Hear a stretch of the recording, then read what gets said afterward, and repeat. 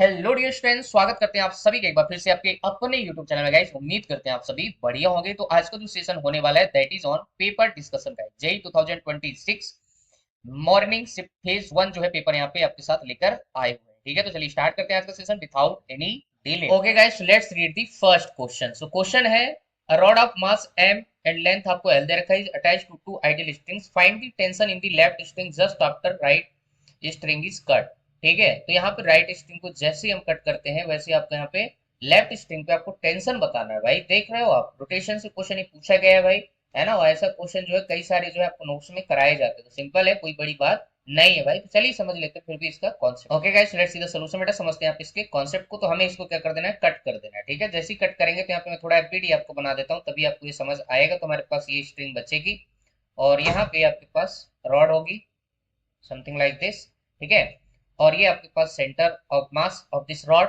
The centre of mass पे इसका लगेगा खुद का एम जी। ठीक है, और ऊपर की तरफ लग रहा होगा टेंशन। ठीक है, तो एम जी जो है इसको इस पॉइंट के बाद क्या कराएगा, रोटेट कराएगा। तो सबसे पहले यहाँ पे रोटेशन इक्वेशन लिखना पड़ेगा। Torque equation tau equal to कितना होता है, आई इंटू अल्फा। ठीक है, तो ये चीज लिख सकते हैं भाई। आया समझ। टॉर्क किसके अबाउट देख सकते हो आप, इस पॉइंट के अबाउट। ठीक है, इस पॉइंट के अबाउट टॉर्क कौन बना रहा है, एम जी। तो हम क्या लिख सकते हैं, एम जी इंटू लेंथ कितनी हो जाएगी बेटा, ये एल बाई टू। ठीक है, सेंटर ऑफ मास। ठीक है, टोटल लेंथ एल दे रखा है, तो ये लेंथ कितनी हो जाएगी, एल बाई टू।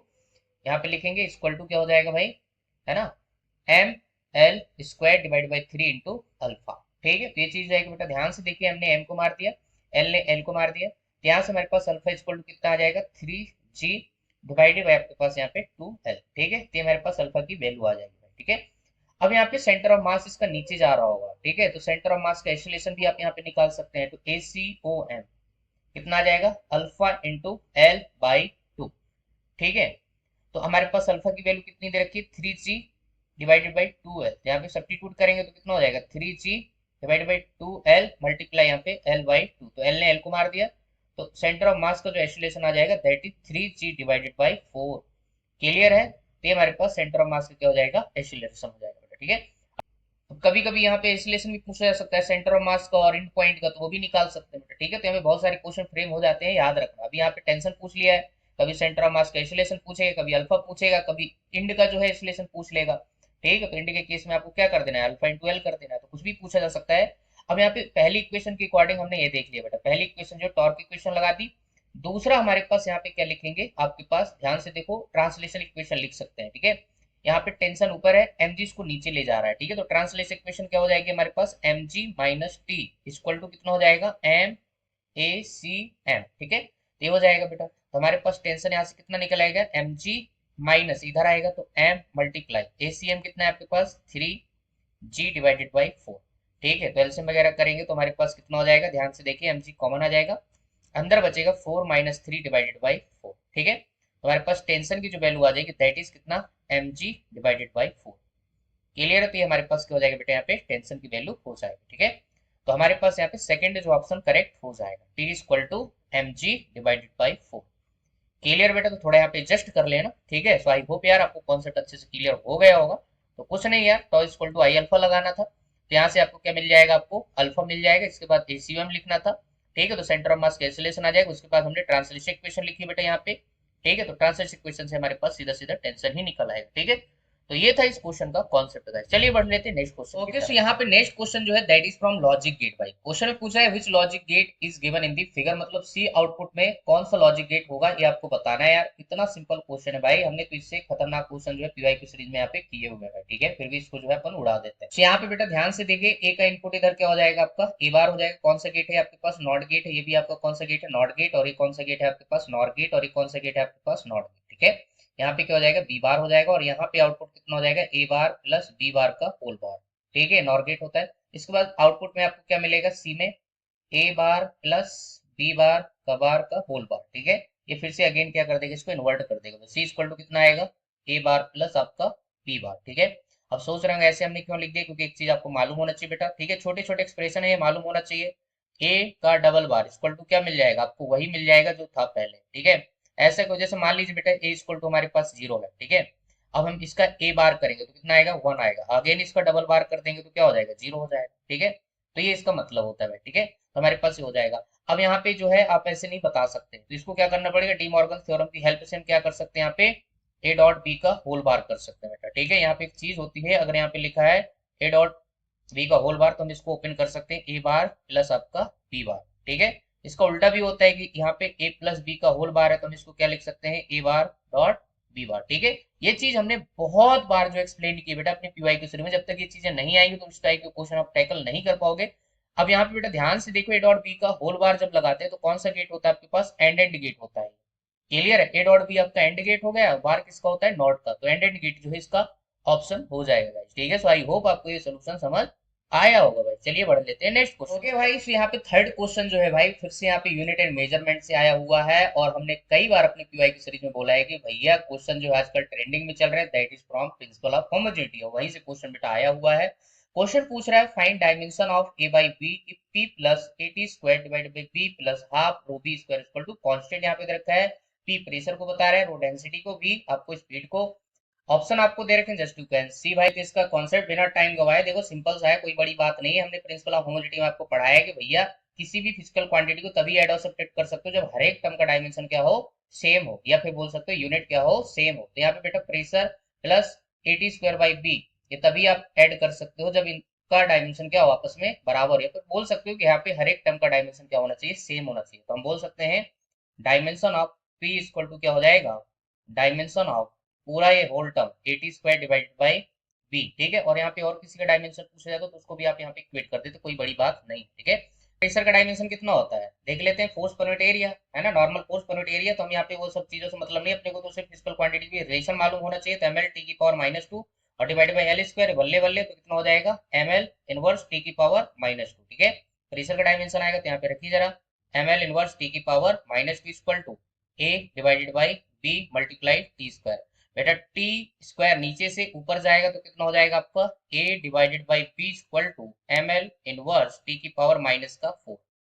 क्लियर है, तो ये मेरे पास ए बाई बी का क्या हो जाएगा, डायमेंशन हो जाएगा। ठीक है ना, अरे भाई टी स्क्वायर नीचे से ऊपर जाएगा तो माइनस पावर हो जाएगी, तो -2 क्या हो जाएगा, -4 हो जाएगा। तो देख लो बेटा कौन सा ऑप्शन जा रहा है, that is second is the correct answer. भाई कितना सिंपल क्वेश्चन है, कुछ ही सेकंडों में क्वेश्चन के आंसर दे सकते थे भाई अभी तक जो भी क्वेश्चन हमने किए हैं भाई। ठीक है, चलिए बढ़ जाते हैं बेटा नेक्स्ट। ओके, सो यहाँ पे हमारा next question is an air field capacitor of capacitance आपको सीधे रखा है, इस field with dielectric K equal to 3 दे रखा है, ऑफ विड्थ डी बाई 3।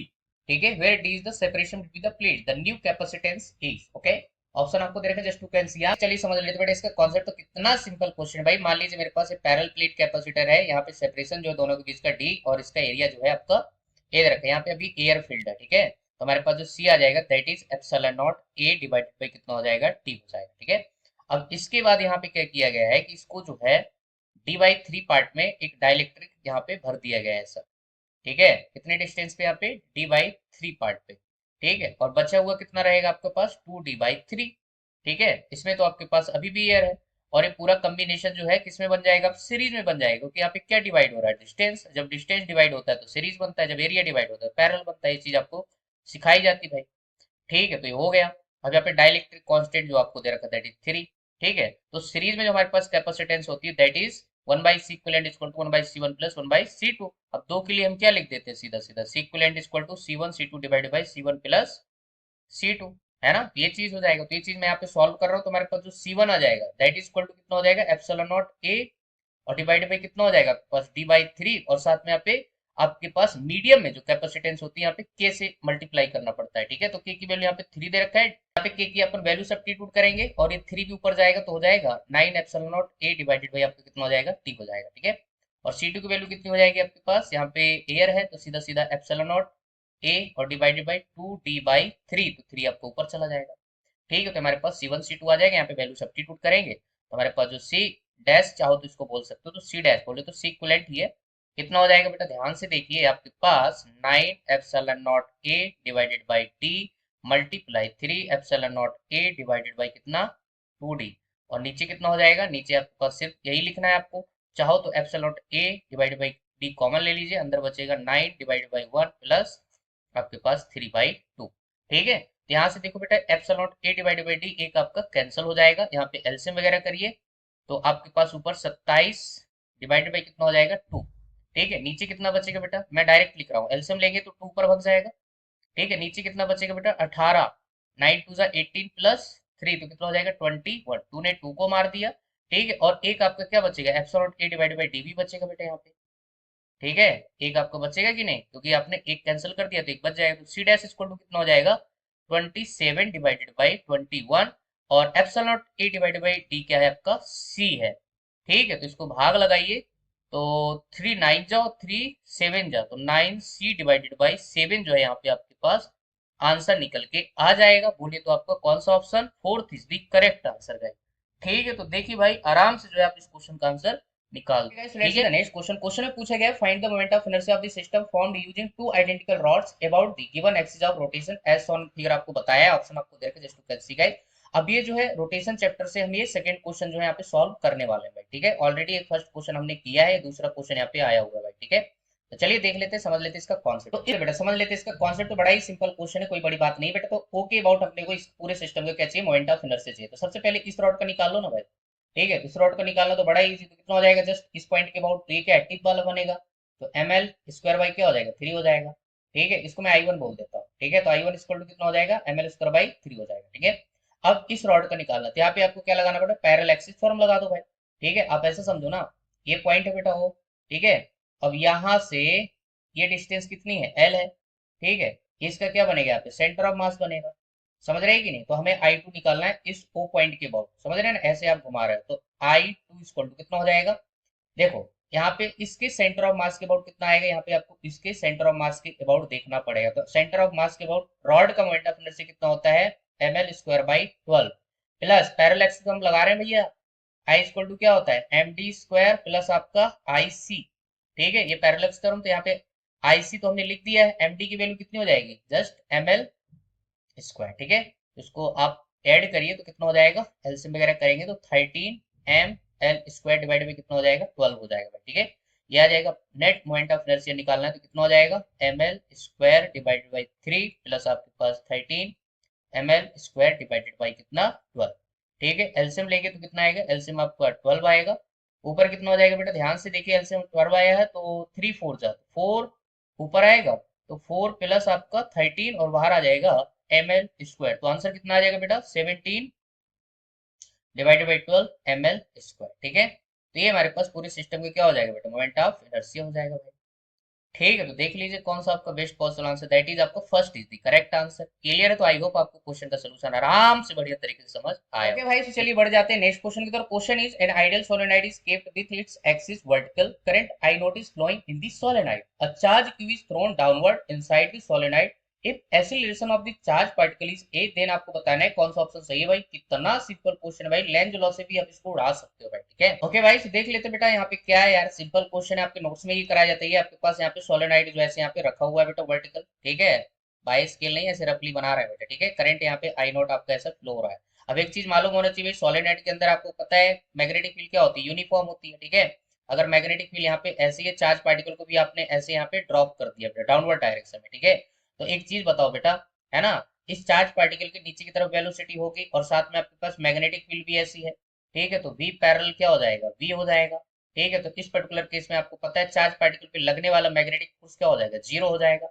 जब इस पे कोई फोर्स नहीं लग रहा है तो ये कैसे, जब इस पे कोई फोर्स नहीं लग रहा है तो ये आराम से नीचे जाएगा, बोले तो फ्री फॉल करेगा। ए इक्वल टू कितने से जाएगा, जी से जाएगा भाई, इसमें कोई शक ही नहीं है बेटा, ठीक है। तो इस पर्टिकुलर क्वेश्चन का आंसर कौन सा जाएगा, सेकंड चला जाएगा भाई। कितना सिंपल क्वेश्चन है यार, ठीक है। आपको लेंज लॉ में यहाँ पे सारे क्वेश्चन जो है ये चीजें आपको कराई जाती हैं, ठीक है। कब एक्सीलरेशन जी से कम होगा, कब ज्यादा होगा, तो ये सब चीजें जो आपको यहाँ पे कराई जाती है बेटा। तो सिंपल सा है, कोई बड़ी बात नहीं है। Next question is wave propagates whose electric field is given by E vector is equal to 69 sin omega t minus k x j cap direction में, find the direction of the magnetic field बताना है। ओ भाई कितना simple question, यहाँ पे just आपको magnetic field का बेटे डायरेक्शन बताना है, ठीक है। तो आपको एक चीज मालूम होना चाहिए, पॉइंटिंग वेक्टर जो होता है that is given as E cross B, ठीक है। आप यहाँ से भी चेक कर सकते हो। पॉइंटिंग वेक्टर की डायरेक्शन क्या है आपके पास, x डायरेक्शन है। इलेक्ट्रिक फील्ड आपको दे रखा है, इलेक्ट्रिक फील्ड आपको दे रखा है जे कैप डायरेक्शन में। पॉइंटिंग वेक्टर एस वेक्टर आपको दे रखा है आई कैप डायरेक्शन में, ठीक है। तो मैग्नेटिक फील्ड ऑब्वियस सी बात है कौन सी डायरेक्शन में आ जाएगी, के कैप डायरेक्शन में। तुझे यकीन नहीं है तो देख ले बेटा, यहाँ से आई कैप जे कैप और ये कितना हो जाएगा आपका के कैप हो जाएगा, ठीक है। तो यहाँ पे अगर हम ई क्रॉस बी करें तो हमें क्या मिलना चाहिए, आई कैप मिलना चाहिए, पॉइंटिंग वेक्टर की डायरेक्शन, ठीक है। तो यहाँ पे जे क्रॉस के करो ना, तो जे क्रॉस के करोगे तो क्या मिल जाएगा, आई कैप, पॉजिटिव आई कैप। ठीक है, तो वही तो है, तो इसका आंसर जो जाएगा दैट इज फर्स्ट यार, इससे सिंपल क्या ही हो सकता है भाई। ठीक है, तो चलिए भाई बढ़ जाते हैं नेक्स्ट। लीजिए भाई नेक्स्ट क्वेश्चन है, find change in internal energy of gas if its temperature changes by 10 kelvin, right. Number of moles आपको दे रखे, गैस इज 10, सीपी बोले तो specificated constant pressure of gas is 7 calorie per kelvin per mole दे रखा है, are की value आपको 2 calorie per kelvin दे रखा है भाई। ठीक है, ऑप्शन आपको यहाँ पे दे रखे, राइट। ओके भाई, सिंपल सा है, कोई बड़ी बात नहीं है, आपको निकालना है यहाँ पे चेंज इन इंटरनल एनर्जी। ठीक है, तो आपके पास यहाँ पे चेंज इन इंटरनल एनर्जी होता है कितना है बेटा, देखो यहाँ पे आपको कैलोरी में बताना है, जूल वगैरह नहीं है, तो आप उसी के अकॉर्डिंग सॉल्व कर दिए, तो हमारे पास होता है n C V delta T. N आपको 10 मोल दे रखा है, डेल्टा टी आपको कितना दे रखा है, 10 केल्विन दे रखा है, राइट। तो आपको निकालना है क्या है, सीबी, तो यहाँ पे लगा लीजिए Mayer's formula, CP minus CV equal to कितना होता है आर। सीपी की वैल्यू दे रखा है कितना आपको 7, तो 7 माइनस सीबी इक्वल टू इधर कितना हो जाएगा 2 दे रखा है आर की वैल्यू, तो सीबी इक्वल टू कितना हो जाएगा 7 माइनस 2 इक्वल टू सीधा सीधा 5 आ जाएगा। ठीक है, अब यहाँ पे वैल्यू सब्स्टिट्यूट कर दो, तो आपके पास डेल्टा यू इक्वल टू 10 मोल दे रखे हैं, और सीबी की वैल्यू 5 मल्टीप्लाई 10, समझ रहे कि नहीं। तो ये आपके पास जो आंसर आ जाएगा दैट इज कितना आ जाएगा 500 कैलोरी आ जाएगा भाई, समझ गए। तो इससे ही सिंपल क्या ही हो सकते हैं भाई। तुम्हें जो है एग्जाम में उन क्वेश्चन पे अटैक करना है जो तुम कर सकते हो, उसके बाद जो है जो टफ क्वेश्चन उसको बाद के लिए छोड़ दिया करो यार। ठीक है, तो इस पर्टिकुलर क्वेश्चन का आपका आंसर हो जाएगा that is first is the correct answer. भाई नेक्स्ट क्वेश्चन है, two mechanical waves on a string of equal length L, tension आपको टी दे रखा है, हैवी लीनियर मास डेंसिटी आपको दे रखा है म्यू1 डिवाइडेड बाय म्यू2 equal to 1/2, find the ratio of time taken for wave pulse to travel from one end to the other, one end to the other in both string, ignore gravity बताया, option आपको दे रखा है just to can see guys. Okay, so यहाँ पे भाई speed in string कितना होता है, v इक्वल टू होता है square root of t divided by mu.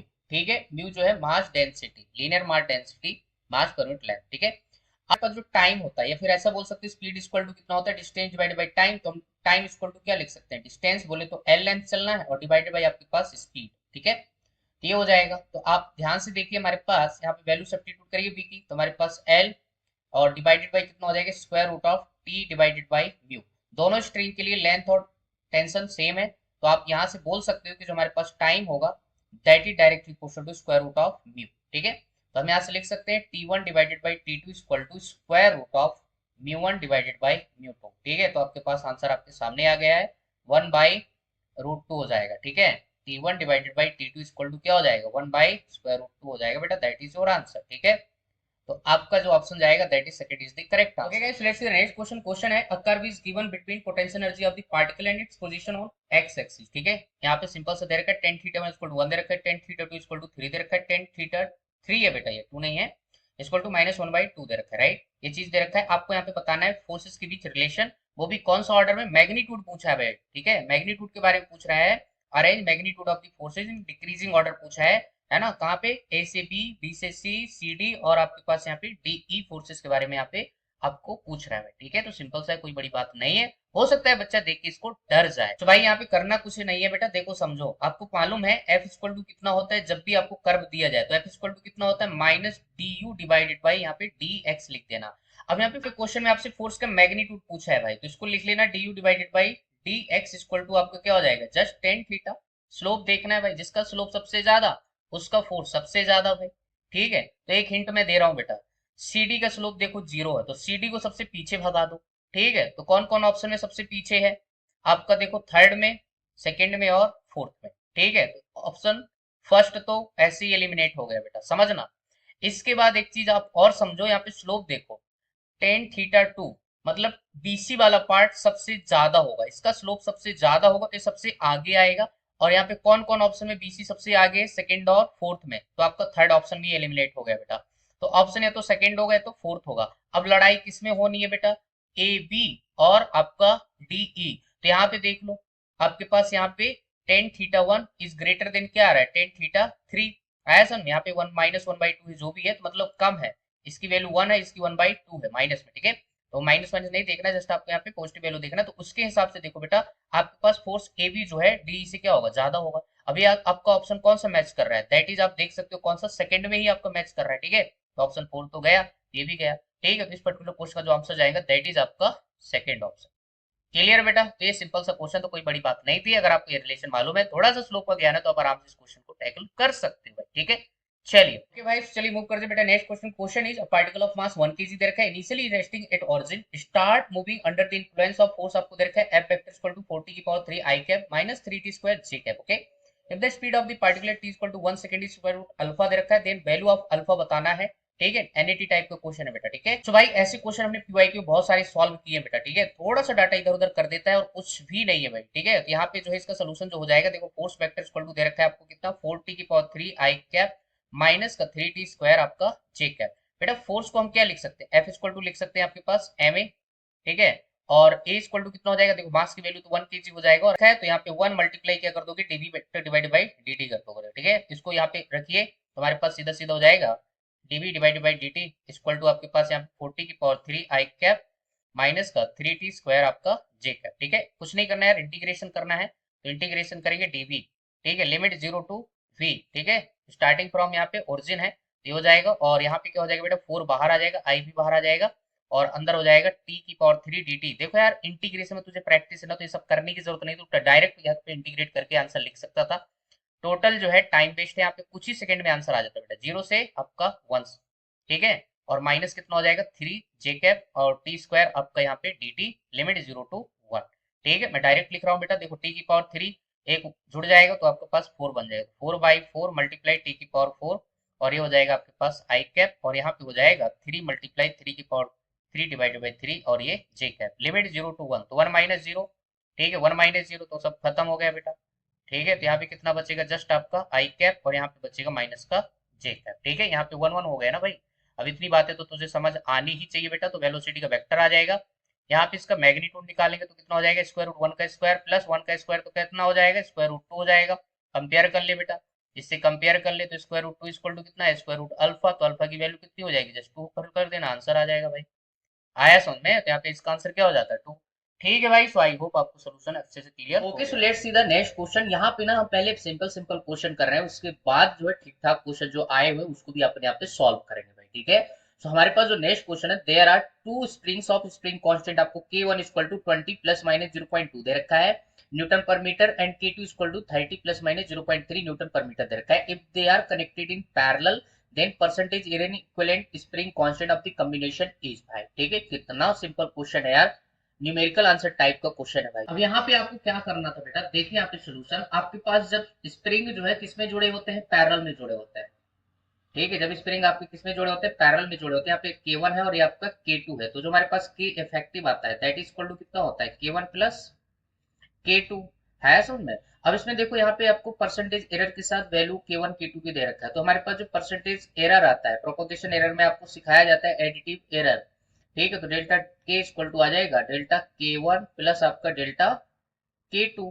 ठीक है, तो डेल्टा K1 कितना है, 0 पॉइंट आपके पास यहाँ पे 0.2, यहाँ पे डेल्टा K1 कितना है, 0.2, डेल्टा K2 दैट इज 0.3, तो 0.2 प्लस 0.3 इक्वल टू हो जाएगा 0.5।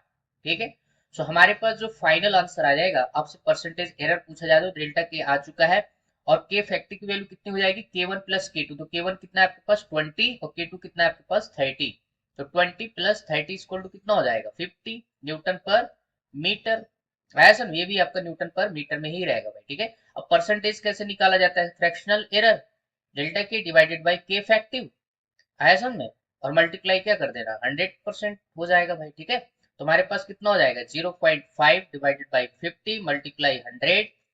ठीक है बेटा, ध्यान से देख लीजिए आप, क्या होगा, ये आप एक पॉइंट हटाएंगे तो नीचे 500 हो जाएगा, 5 ने 5 को मारा, 100 ने 100 को मारा, तो आंसर कितना आएगा, 1%। ठीक है, यहाँ पे जस्ट आपको 1 फिल कर देना था बेटा, यही इस क्वेश्चन का आंसर हो जाएगा। ठीक है, तो यहाँ पे हमारे पास नेक्स्ट क्वेश्चन है, find work done in moving a 2 microcoulomb charge from A to B. ठीक है, सिंपल सा है, कोई बड़ी बात नहीं भाई, चार्ज 2 माइक्रोकूलम को इस बी तक ले जाने में कितना वर्क डन करना पड़ेगा।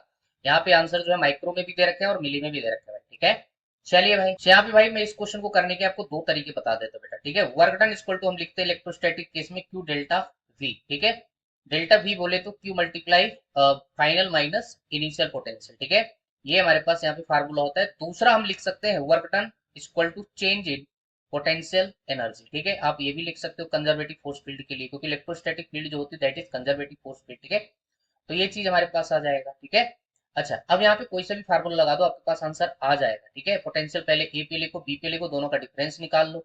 ठीक है, ये तो पोटेंशियल एनर्जी लिख लो, ए पे बी पे, दोनों का डिफरेंस ले लो, तो वो भी सही है।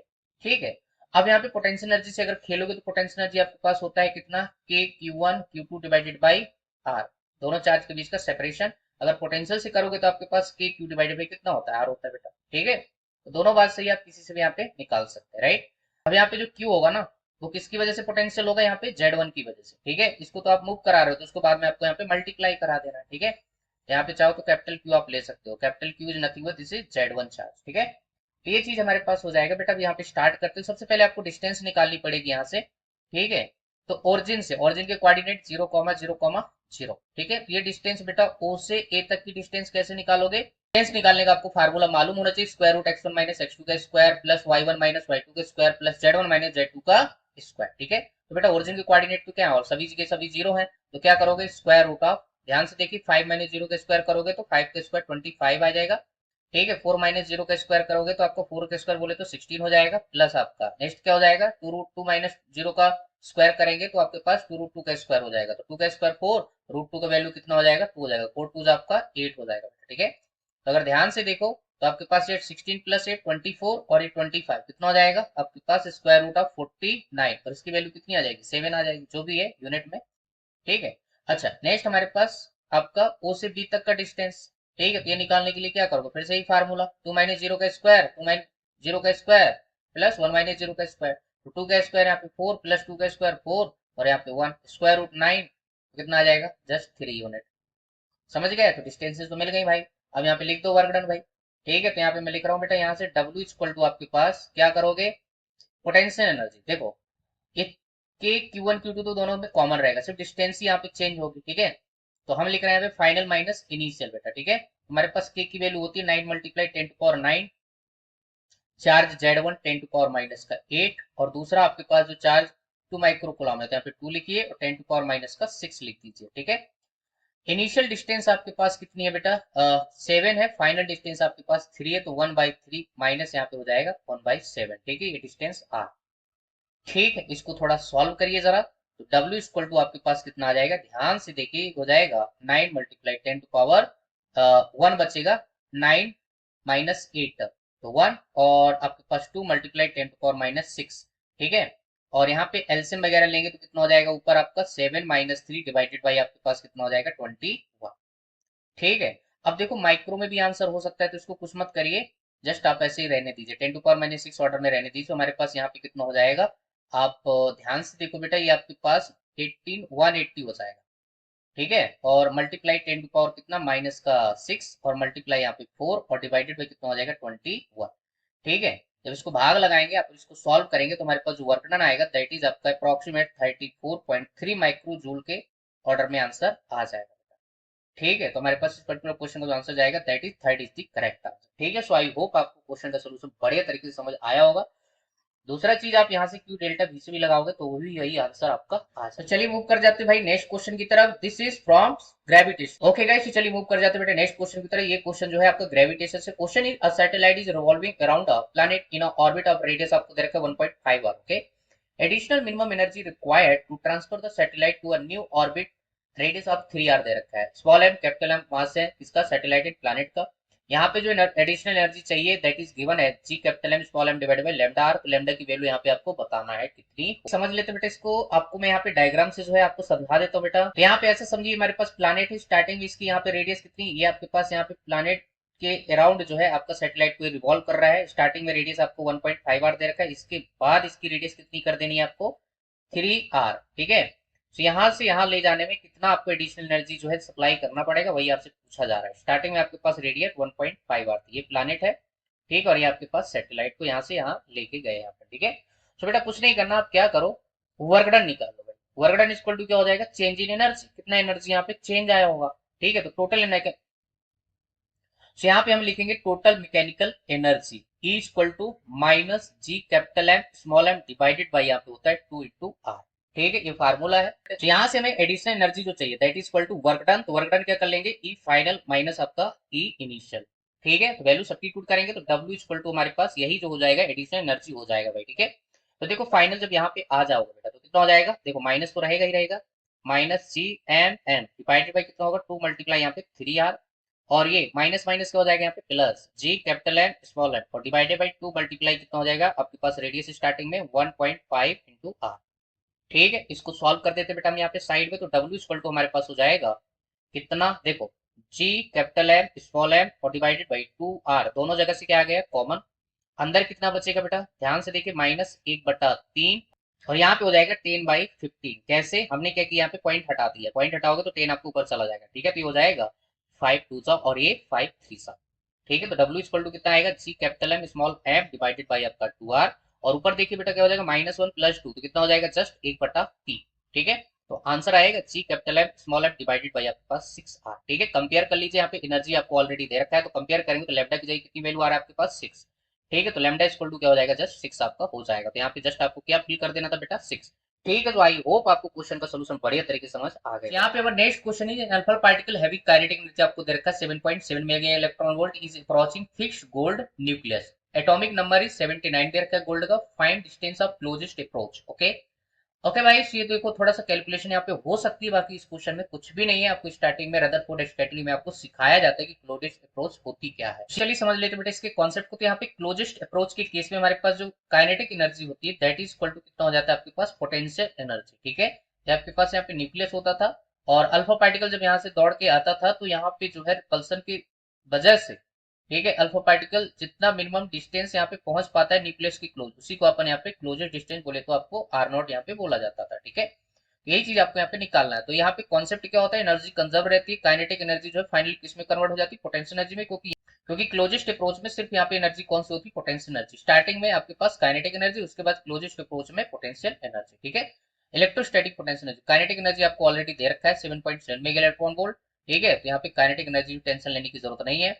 इक्वल टू पोटेंशियल एनर्जी कितना होता है आपके पास के Q1 Q2 डिवाइडेड बाई आपके पास closest approach distance that is R naught. ठीक है, मेरे पास हो जाएगा यहाँ से R naught equal to closest approach distance that is equal to कितना हो जाएगा के की value 9 multiply 10 to power 9, Q1 आप अल्फा के लिए ले सकते हैं कितना हो जाएगा 2 मल्टीप्लाई ई, और Q2 मतलब यहाँ पे आपको गोल्ड फाइल लिया है तो यहाँ पे हो जाएगा Z इंटू ई, और डिवाइडेड बाई कितना हो जाएगा भाई आपके पास आर नहीं काइनेटिक एनर्जी दैट इज आपको 7.7 दे रखा है, मल्टीप्लाई यहाँ पे 10 टू पावर 6 मेगा और इलेक्ट्रॉन वोल्ट। ठीक है, तो एक electron get cancel out, Z की वैल्यू आपको दे रखा है 79। ठीक है, तो 9 मल्टीप्लाई 10 टू पावर 9 और यहाँ पे 2 और जेड 79 मल्टीप्लाई आपके पास 1.6 और 10 पावर माइनस का 19 कूलम। ठीक है, और डिवाइडेड बाई आपके पास 7.7 और मल्टीप्लाई 10 टू पावर 6। बेटा इन सबको सॉल्व करोगे बेटा तो अप्रोक्सीमेट जो आपको आंसर मिलेगा दैट इज इक्वल टू आपके पास 1.72 नैनोमीटर ऑर्डर का जो यहाँ पे आपको निकल के मिल जाएगा बेटा। ठीक है, सो ये चीज जो आपको यहाँ पे समझ आनी चाहिए। ठीक है, तो सिंपल सा है, कोई बड़ी बात नहीं है। चलिए बेटा बढ़ जाते हैं नेक्स्ट। तो यहाँ पे हमारे पास जो next question that is from आपका रे ऑप्टिक्स से भाई, focal length of objective lens and eyepiece lens are 1.25 centimetre 5 centimetre and tube length आपको दे रखा है 26 centimetre. Find the magnification of compound microscope in normal adjustment. ठीक है, मतलब मैग्निफिकेशन निकालना है बेटा नॉर्मल एडजस्टमेंट में फॉर द कंपाउंड माइक्रोस्कोप। ठीक, ओके, सो यहाँ पे मैग्निफिकेशन आपको निकालना है भाई। ठीक है, तो ये सिंपल सा है, अगर तुझे फार्मूला भी याद होता तब भी इस क्वेश्चन को आप कर सकते थे। तो एम इक्वल टू कितना होता है आपके पास length, tube length divided by F O multiply यहाँ पे टी डिवाइडेड बाई आपके पास एफ ई। ठीक है, सारा वैल्यू यहाँ पे सब्स्टिट्यूट करोगे। ट्यूब लेंथ आपको 26 सेंटीमीटर दे रखा है। ठीक है, आई पीस लेंस ऑब्जेक्टिव लेंस है ना, फोकल लेंथ ऑफ आपको दे रखा है, और यहाँ पे focal length of objective lens and eyepiece lens आपको दे रखा है 1.25 सेंटीमीटर एंड 5 सेंटीमीटर। ठीक है, तो एफओ मतलब फोकल लेंथ ऑफ ऑब्जेक्टिव बोले तो आपका कितना है 1.25 सेंटीमीटर, मल्टीप्लाई आपके पास यहाँ पे 5 सेंटीमीटर आपके पास आई पीस का। नेक्स्ट यहाँ पे डी तो दिया नहीं है, लेकिन एक चीज यहाँ पे बोला है नॉर्मल एडजस्टमेंट, तो इसकी वैल्यू कितनी होती है 25 सेंटीमीटर, तो यहाँ पे पुट कर दीजिए बेटा। आया समझ, इन सबको सॉल्व करेंगे तो हमारे पास जो मैग्निफिकेशन निकल के आएगा दैट इज इक्वल टू 104 आपके पास यहाँ पे निकल के आ जाए। ठीक था आज का डिस्कशन, आई होप आपको सारी चीजें यहाँ पे समझ आए होंगे। तो जितने हमारे पास क्वेश्चन हमने बढ़िया तरीके से जो है डिस्कस करने की कोशिश की है बेटा। ठीक है, सो बाकी जो है अपन जो है लेके आएंगे आपको नेक्स्ट वीडियो में। ठीक है, पूरे डिटेल सोल्यूशन के साथ, तो बने रहिए हमारे साथ बेटा। मिलते हैं फिर आपको नेक्स्ट वीडियो, तब तक लेते हैं। वीडियो अच्छा लगे तो लाइक करना, चैनल को सब्सक्राइब जरूर कर देना ताकि सारे वीडियो आप तक पहुंच सके। और आपकी प्रिपरेशन हमारी वीडियो हेल्प कर सके। Okay, thank you for watching.